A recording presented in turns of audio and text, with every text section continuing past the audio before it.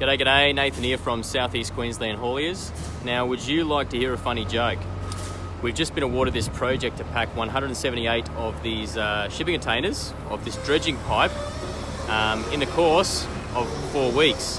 So the process we've got to go through is to pick up this pipe from the project site up north. We've been doing that 3 pipe at a time to a trailer. We're then back stacking. We've then got to get the container set up. So just behind you'll see a bunch of these nests. Just there, timber nests. We've got to get them set up because we've got one on the floor of the container, and then setting the nest up on the right hand side, and then nesting up the other piece of pipe on the diagonal.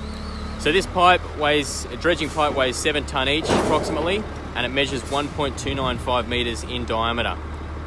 Quite a feat. So a couple of shots coming up shortly of the actual packing process, which I think is pretty damn cool.